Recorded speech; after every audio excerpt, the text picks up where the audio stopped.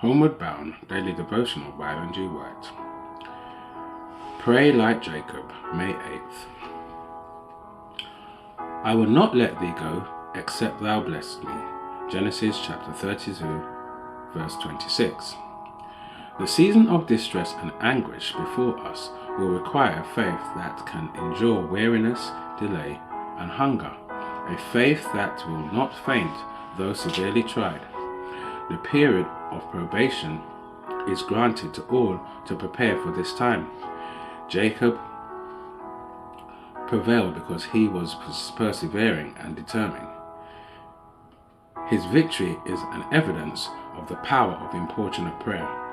All who will lay hold of God's promises as he did, and be as earnest and persevering as he was, will succeed as he succeeded. Those who are unwilling to deny self, to agonize before God, to pray long and earnest for his blessing, will not obtain it. Wrestling with God, how few know what it is. How few have ever had their souls drawn out after God with intensity of desire until every power is on the stretch. When the waves of despair, which no language can express, sweeps over the suppliant, how few cling with unyielding faith to the promises of God. Those who exercise but little faith now are in great danger of falling under the power of satanic delusions and the decree to compel the conscience. And even if they endure the test, they will be plunged into deeper distress and anguish in the time of trouble, because they have never made it a habit to trust in God.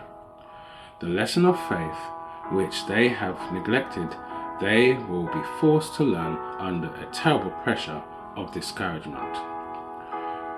We should now acquaint ourselves with God by proving his promises. Angels record every prayer that is earnest and sincere. We should rather dispense with selfish gratification than neglect communion with God. The deepest poverty, the greatest self-denial with his approval is better than riches, honor, and ease, and friendships without it. We must take time to pray.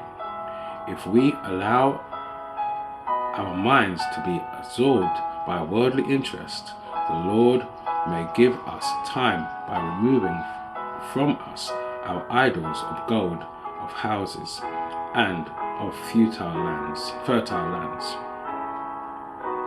The young would not be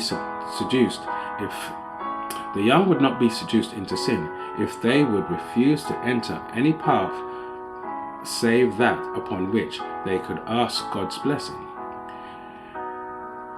If the messengers who bear the last solemn warning to the world would pray for the blessing of God, not a cold, listless, lazy manner, but fervently and in faith, as did Jacob, they will find many places where they could say, I have seen God face to face, and my life is preserved. Genesis chapter 32, verse 30. They would be accounted of heaven as princes, having power to prevail with God and with men.